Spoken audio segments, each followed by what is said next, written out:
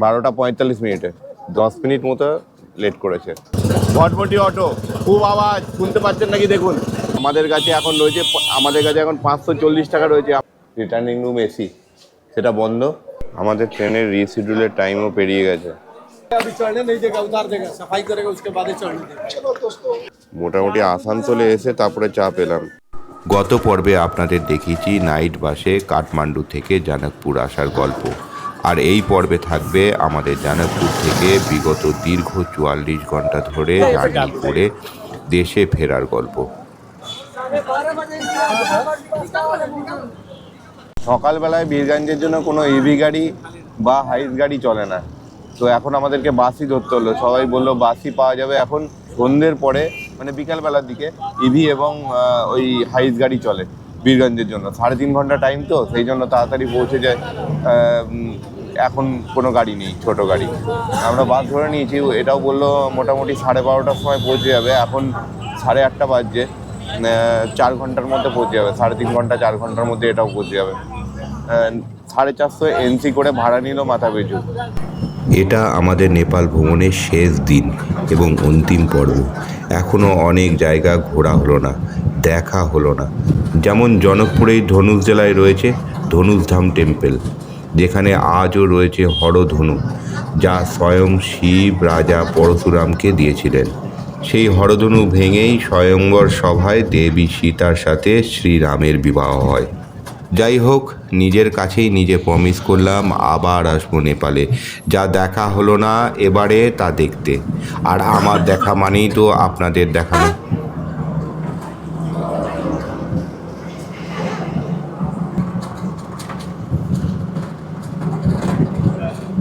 এই জনকপুরে যদি আপনারা থাকতে চান মন্দিরের আশেপাশে, তাহলে আমি খোঁজ নিয়ে দেখলাম মোটামুটি 100 এনসি করে, তাহলে মোটামুটি 1000 এনসি করে আপনি হোটেল পেয়ে যাবেন। একদম পরিষ্কার পরিচ্ছন্ন ভালো হোটেল, নতুন অনেক হোটেল এখানে কিন্তু হচ্ছে। আর আরেকটা বিষয়, আমরা কাঠমান্ডু থেকে এই ট্রিপটা যে করলাম জনকপুর পর্যন্ত আরেকটা ভাবেও আসা যায়, যেটা হচ্ছে ওই কাঠমান্ডু থেকে বুদ্ধ ইয়ারের ফ্লাইট আছে। সকাল থেকে 4-5টা ফ্লাইট রাত 8:30 পর্যন্ত ছাড়ে। কিন্তু ব্যাপারটা হচ্ছে ওখানে আমাদের একটা অসুবিধা ছিল, যেটা আমাদের কাছে যে লাগেজ ছিল ওই ফ্লাইটে ওঠার জন্য যতটা লাগেজ বহন করা যায় তার থেকে অনেক বেশি। তো আমাদের যদি ওই ফ্লাইট ধরে এই জনকপুর দর্শন করতে হতো জানকী দেবী টেম্পল, তাহলে আমাদেরকে ওই লাগেজ ওখানে কাঠমান্ডুতে ছেড়ে এখানে দর্শন করে জানকী দেবী টেম্পল দর্শন করে আবার আমাদের কাঠমান্ডু ফেরত যেতে হতো।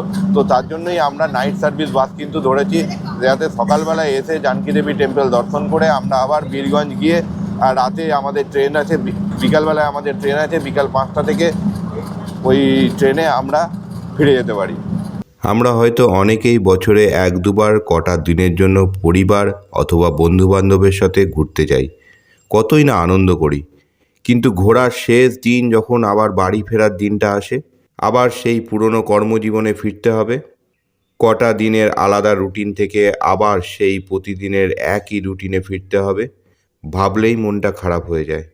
ইস, আরও একটা দিন যদি থাকা যেত। কি মনে হয় না এরকম? আমার তো হয়।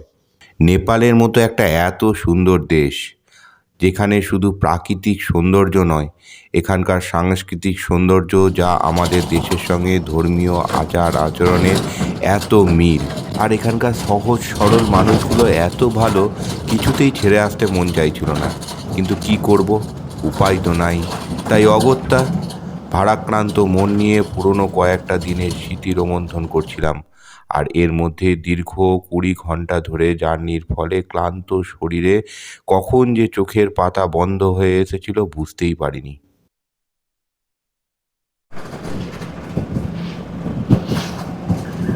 জনকপুর থেকে বীরগঞ্জের দূরত্ব 158 কিলোমিটার। তবে এই জার্নির রাস্তা বেশ ভালো। আমরা যা বিগত নেপাল ভ্রমণে দেখেছি, চিতওয়ান থেকে লুম্বিনী বা লুম্বিনী থেকে পোখারা বা গতকাল রাতের কাঠমান্ডু থেকে জনকপুর আসার অভিজ্ঞতার থেকে একেবারে আলাদা। এদিকে রাস্তার ল্যান্ডস্কেপ অনেকটা উত্তরবঙ্গের মতো। রাস্তার দুধারে জঙ্গল, মাঝখান দিয়ে সুন্দর রাস্তা। কোথাও আবার বন্য প্রাণীদের পারাপারের বোর্ড লাগানো আছে রাস্তার পাশে। আবার কোথাও জল শূন্য নদীর ব্রিজ পার করছি, একদম যেমন উত্তরবঙ্গের তিস্তা রিভার পার করি।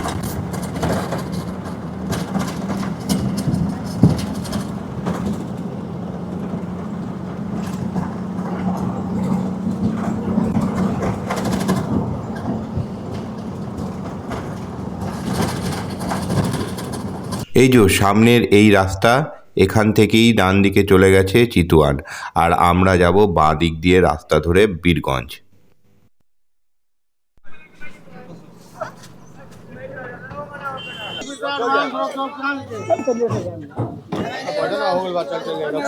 সামান সামান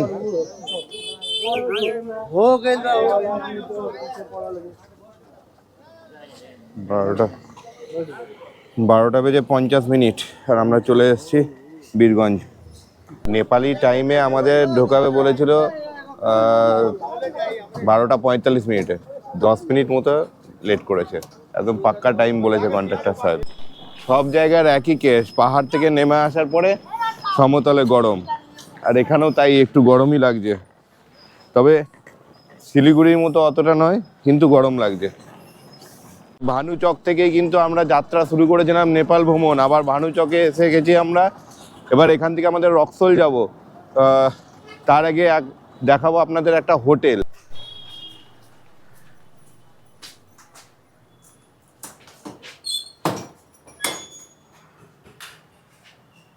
ये रूम, इसका क्या भाड़ा?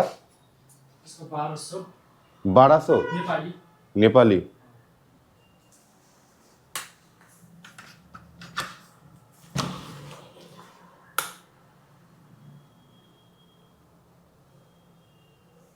আমি এই বীরগঞ্জে এসে একটা হোটেল দেখতে এসেছিলাম, যে আপনারা যদি আসেন তাহলে এখানে কোথায় হোটেল পাবেন। এই যে লামা হোটেল লজ আছে, আমি এটা দেখলাম। রুমটা তো আপনাদেরকে দেখালাম, মানে যা তা অবস্থা, খুব দুর্গন্ধ ছিল ভেতরে। 1200 এনসি করে বলছে, নন এসি রুম। তাহলে এসি রুম হলে হয়তো আরও বেশি হবে, একটু খুঁজতে হবে। মোটামুটি রেঞ্জ এই একই, 1200 থেকে 1800 টাকা রেঞ্জে আপনারা রুম পাবেন, এসি অথবা নন এসি। এই যে আমার ডান দিকে যে রাস্তাটা, ওটাই ঘন্টাঘর ছিল। আপনাদের তো সব দেখিয়েছি। এখন আমরা পুল পর্যন্ত যাচ্ছি, একটা অটো নিয়ে নিয়েছি। এই যে ভটভটি অটো, খুব আওয়াজ, শুনতে পাচ্ছেন নাকি দেখুন। 30 টাকা নেপালি নেবে, আর ইন্ডিয়ান আইসিতে নেবে হচ্ছে 20 টাকা। যাই হোক, এখন আমরা ওই পুল পর্যন্ত যাব, তারপরে ওখান থেকে আবার গাড়ি চেঞ্জ করব। চলুন।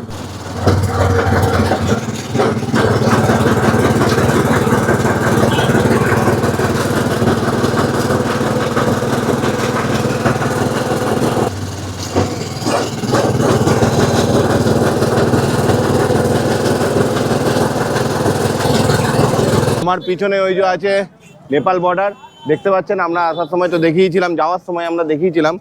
এখন এখানে এসে আমাদের বর্ডার ক্রস করে ছেড়ে দিল, যেটা নেপালের গাড়ি। এখন আমরা এখান থেকে যাব আবার ইন্ডিয়ার টোটোতে। এখান থেকে আবার রেলওয়ে স্টেশন যাওয়ার জন্য আর একটা অটো করেছি, যেটা ইন্ডিয়ান অটো। এখানে আবার 20 টাকা করে লাগবে আইসিতে, আর এনসিতে লাগবে 30 টাকা করে। কিন্তু আমরা দুজন আছি, দুজন গেলে হবে না। যদি 4 জন হয় বা 3 জন হয় তাহলেই হবে। তাহলে 100 টাকা চাইছে আমাদের কাছ থেকে আইসিতে। আমার গল্প হয়ে যাবে।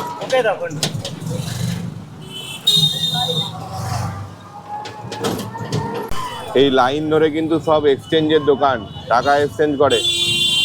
আর আমাদের কাছে এখন রয়েছে, আমাদের কাছে এখন 540 টাকা রয়েছে। আমরা এক্সচেঞ্জ করে এটা আবার আইসি করতে হবে। বাকি আমাদের সব শেষ, এতটুকুই বেঁচে। আমরা চেঞ্জ করে নিলাম, এই যে আইসিতে চেঞ্জ করালাম। আমাদের দিল 325 টাকা, ওই 1.6 করেই মোটামুটি দিল। অল্প টাকা ছিল তো। আর ওনার কাছেই আমরা যাওয়ার সময় চেঞ্জ করেছিলাম, আপনাদেরকে তো দেখিয়েছি সেটা।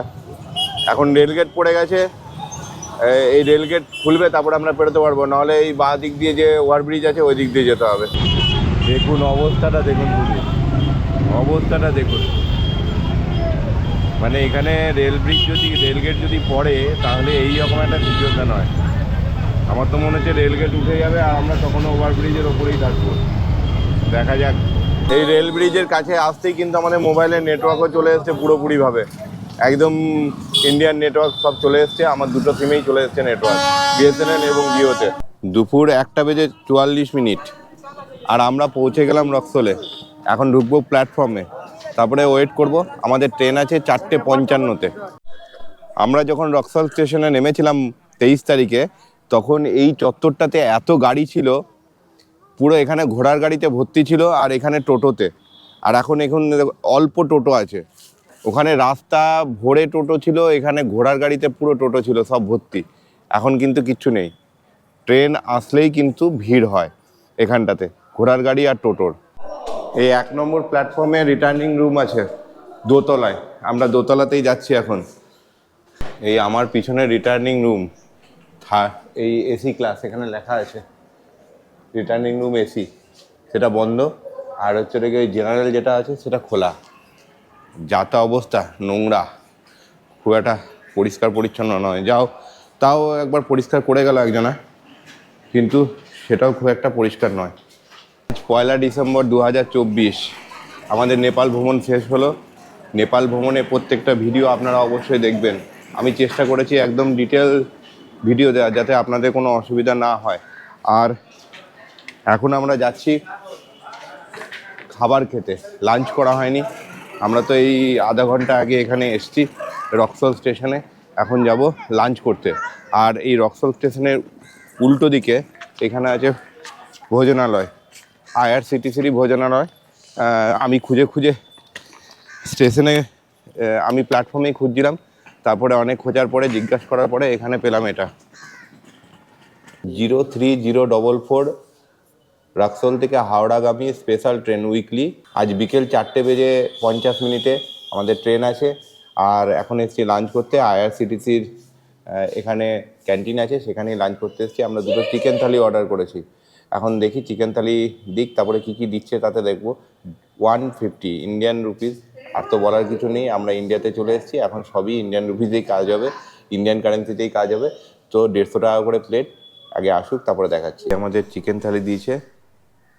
এখানে একটা সবজি আছে, এটা ফুলকপি আলুর সবজি। ডাল ঠিকই আছে, পুরোপুরি ডাল আছে, মুসুরের ডাল। আর এখানে দিয়েছে 3 পিস চিকেন,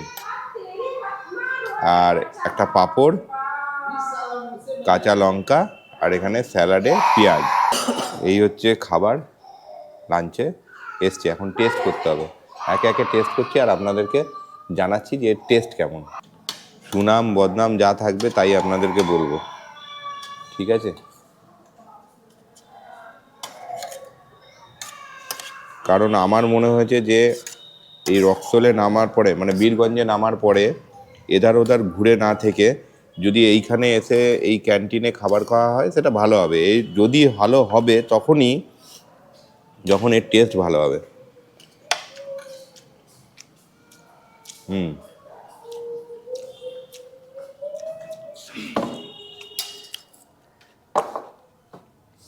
ठीक है, फूलकोपी आलू अच्छा है सर खाना।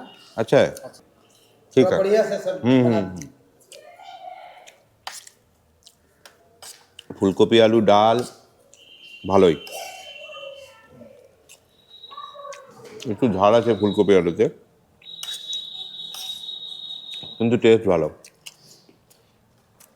একদম ঘরোয়া মুসুরির ডাল আর ফুলকপি আলুর তরকারিটা ওরকমই রান্না হয়েছে। আমি তো ডাল শেষ হয়ে গেছিলো, আবার দিয়ে গেল আমাকে ডাল। সত্যি কথা বলতে একটা ঘরোয়া টাইপের খাওয়ার তো দেখেই যায়, একটা ঘরোয়া টাইপের খাওয়া তো দরকার, যেটা পাচ্ছিলাম ওখানে, কিন্তু সেই রকমভাবে একদম পাচ্ছিলাম না। এটা আমার মনে হচ্ছে একটু ঘরোয়া টাইপের খাওয়ারই আছে। যদি ফুলকপি আলুর তরকারিতে ঝাল কম হতো তাহলে আরও ভালো হতো, সবাই খেতে পারতো। একটু ঝাল আছে। ডাল ফুলকপি দিয়ে অনেকটা ভাত খেলাম, এবার চিকেনটা দিয়ে খাবো। চিকেনের গ্রেভিটাকে দেখে নিই, একটু মিষ্টি মিষ্টি। এটা হওয়ার পিছনে কারণ হচ্ছে এটাতে রসুনের পরিমাণ একটু বেশি আছে, আর সব মশলাগুলো এরা পেস্ট করে তারপরে দিয়ে দিয়েছে, সেই জন্য হালকা একটু মিষ্টি মিষ্টি লাগছে। কারণ পেঁয়াজ আর রসুন এর মশলা বেশি থাকলে একটু মিষ্টি তো হবেই। চিকেনটা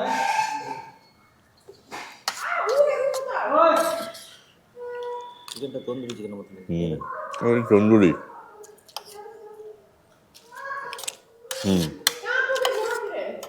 চিকেনের টেস্টটা একটু তন্দুরি টাইপের। চিকেন খারাপ না, মানে আমি বলবো না একদম ফ্রেশ আবার একদম যে বাসি সেটাও নয়, আন্দাজা করতে পারছি না, তবে ভালো, খুব একটা খারাপ নয়। শুধু রসুনের পার্সেন্টেজ যদি কম হতো তাহলে এটা আরো ভালো হতো। লাস্টে ওরা একটা ভিডিও তুললে বুঝলে হুম ওরা একটা ভিডিও তুললে হুম ডাউন না যাচ্ছে পরে নাকি আমি পিকেল চাইলাম, পিকেল দিয়ে গেল, বললো দেয়নি, ভুলে গেছে তাহলে।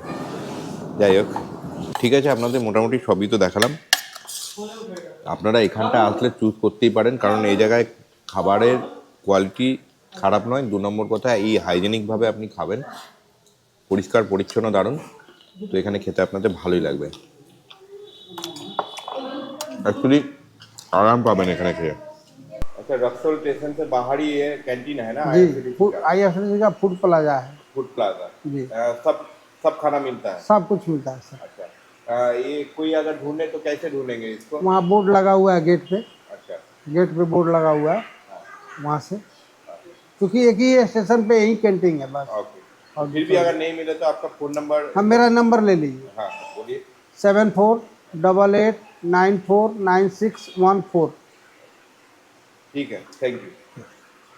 দেখুন, আমি এটা ফিল করেছি এই স্টেশনে নামার পর। রক্সল স্টেশনে যখন আমি নামলাম আজকে, তখন মনে হয়েছে আমি খাবারটা কোথায় খাবো, দুপুরে যে লাঞ্চটা আছে সেটা আমি কোথায় করব।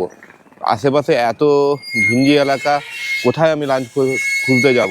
তখন আমি রেলওয়ের ক্যান্টিনের খোঁজ করলাম। তো খুঁজে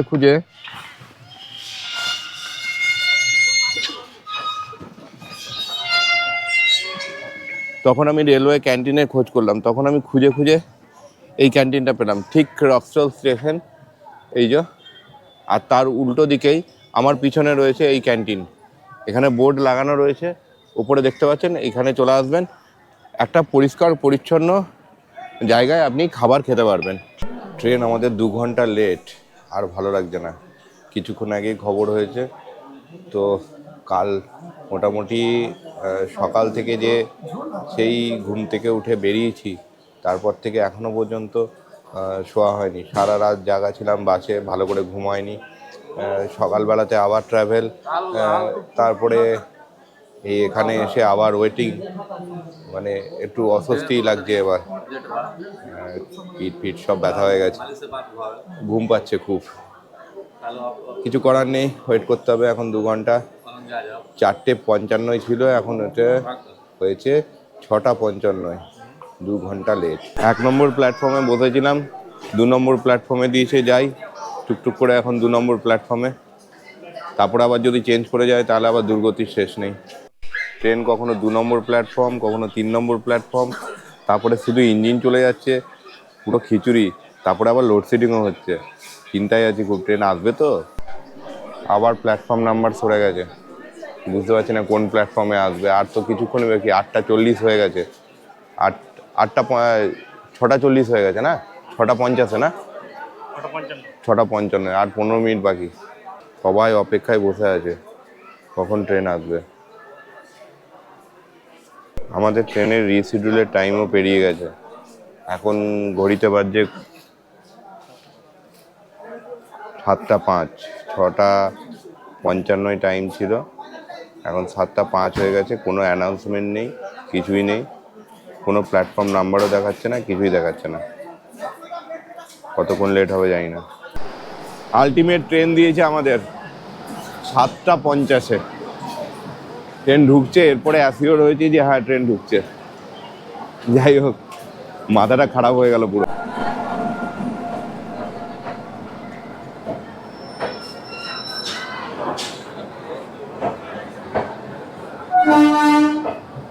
জেনারেল AB1, আমাদের কোচ AB1, একদম সামনের দিকে।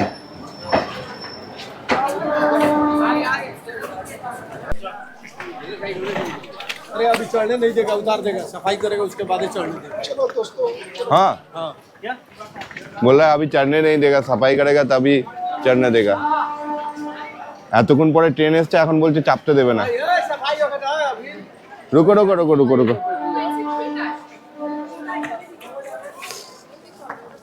সত্যি কথা বলতে আর ধৈর্য ধরতে পারছি না, মানে গিয়ে একটুখানি মোটামুটি বসবো, পিঠটা একটু হেলিয়ে দেবো, এটাই চাইছি।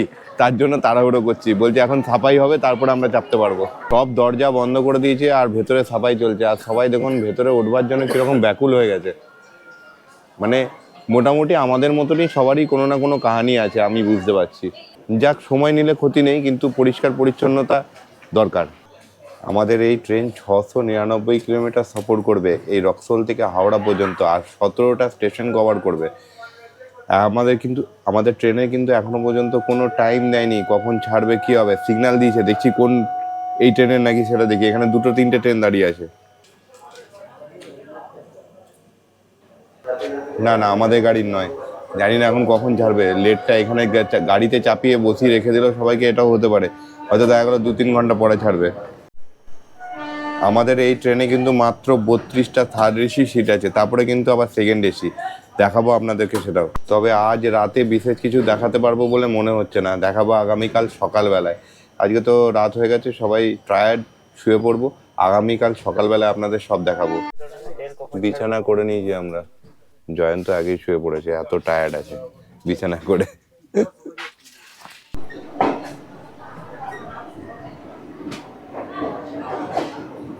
8:52 আর এতক্ষণে আমাদের ট্রেন ছাড়লো। 4:55 ট্রেন, এখন 8:52 ছাড়লো। আর এই ট্রেনে কোনো প্যান্ট্রি নেই, আর আমরা কিছু খাবার দাবার খেয়েও ওঠিনি। দেখি এখন কি ডিনার করা যায় রাত্রে।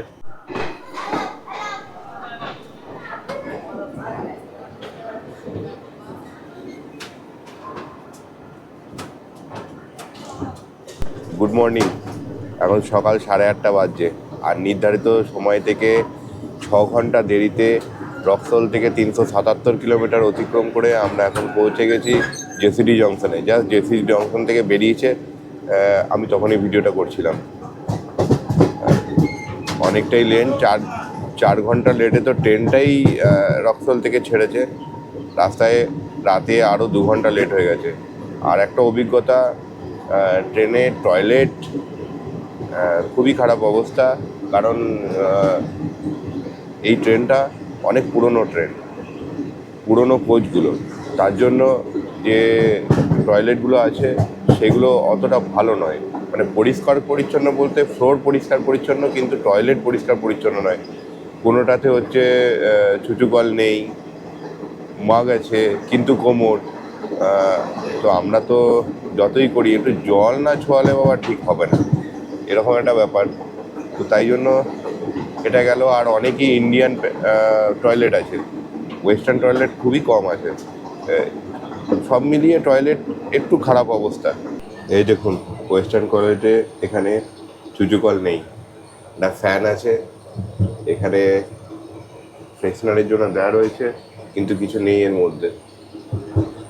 আর এ হচ্ছে ওয়েস্টার্ন টয়লেট, এদিকে একটা ডাস্টবিন দেওয়া রয়েছে, এখানে একটা ভেন্টিলেশন রয়েছে, লাইট, মিরর আর সোপ, হ্যান্ডসোপও নেই। 406 কিলোমিটার অতিক্রম করে নির্ধারিত সময় থেকে 6 ঘন্টা 20 মিনিট দেরিতে আমরা এখন মধুপুর জাংশন ক্রস করলাম।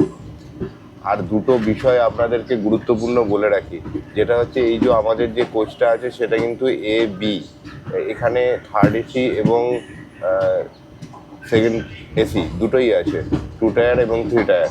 তো অনেকেই ভুল করে রাত্রেবেলায় চলে এসেছিলো এই 3 টায়ার এসিতে, আবার অনেকে 2 টায়ার এসিতে গিয়েও বসেছিল। তো এই একটা মিসআন্ডারস্ট্যান্ডিং হয়েছে, যেহেতু কোচ নাম্বারটা একটা বগির মধ্যেই লেখা আছে। এটা একটুখানি দেখে আপনারা, যদি আপনাদের শীত পড়ে এরকম জায়গায়, তাহলে আপনারা দেখে চাপবেন। আর একটা বিষয়, এই গাড়িতে কিন্তু কোনো প্যান্ট্রি নেই, যেটা আমাদের সঙ্গে হয়েছে। কাল রাতে ট্রেন অনেকটা লেট থাকার জন্য আমরা কোনো খাবার নিয়ে উঠিনি ট্রেনে। আমরা ভাবলাম যে রাতের ডিনারটা আমরা অন্য কোথাও অনলাইনে অর্ডার করে দেবো, সেই হিসাবেই আমরা ট্রেনে চাপলাম, কিন্তু যতক্ষণে ট্রেনটা খুললো আর কি, রক্সহোল থেকে ট্রেন যখন ছাড়লো, তারপর থেকে আর কোনো জায়গায় বুকিং করার কোনো অনলাইনে আইআরসিটিসি অনলাইনে বুকিং করার কোনো অপশান ছিল না, খাবার বুকিংয়ের কোনো অপশান ছিল না। তো আমরা কালকে রাতে একরকমভাবে কোনো রকম ডিনার করতেই পারিনি। আমাদের কাছে কিছু খাবার দাবার ছিল, আমরা সেগুলোই খেয়েছি। আর একটা যেটা হচ্ছে, কাল রাত থেকে জল, চা এগুলো রাতেরবেলা তো কোথাও ওঠেইনি, সকালের দিকে কয়েকটা জায়গায় উঠেছে, তখন আমরা ঘুমাচ্ছিলাম। এখনও পর্যন্ত কিন্তু এখানে চা, জল এগুলো কিন্তু ওঠেনি। তো এই ট্রেনে আপনারা যদি সফর করেন তাহলে অবশ্যই চা এবং জল আর কিছু খাবার দাবার সঙ্গে রাখবেন সবসময়। এসি বগিতে কিন্তু কোনো প্যান্ট্রি ভেন্ডাররাও উঠছে না, ভেন্ডার বাইরে যে খাবার বিক্রি করে তারাও এই বগিতে উঠছে না। হ্যাঁ, বাস মোটামুটি আসানসোলে এসে তারপরে চা পেলাম, তার আগে কোথাও চা পাইনি। রাক্সোল থেকে 487 কিলোমিটার অতিক্রম করে আমরা এখন এসেছি আসানসোল জাংশনে। এখানে হল্টিং টাইম 5 মিনিট, আর এতক্ষণ ধরে আমরা কোথাও চা পাইনি। এই আসানসোলে এসে কিন্তু চা পেয়েছি, চাটা এখন খাবো। এটার জন্য আমার মানে এই চায়ের জন্য কিন্তু প্ল্যানটা বেরিয়ে আসছিল একবারে। এই কাল রাত থেকে আজ পর্যন্ত এখন চা পেলাম।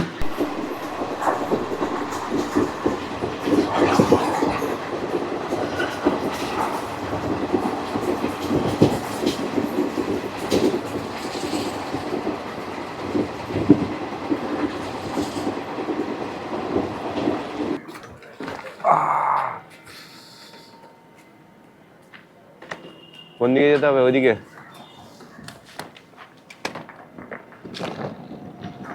ঘড়ির কাঁটায় এখন 11টা বেজে 16 মিনিট, আর রক্সহোল থেকে 533 কিলোমিটার অতিক্রম করে নির্ধারিত সময় থেকে প্রায় 6 ঘন্টা দেরিতে আমরা পৌঁছলাম দুর্গাপুর স্টেশনে। আর আমি তো এখানেই নেমে যাব। তবে আমার যেটা মনে হলো, এর থেকে মিথিলা এক্সপ্রেসে কিন্তু ফেসিলিটি আরও ভালো ছিল, পরিষ্কার পরিচ্ছন্নও ছিল, বেশ ভালো, আর সমস্ত রকম সুবিধা মিথিলা এক্সপ্রেসে ছিল।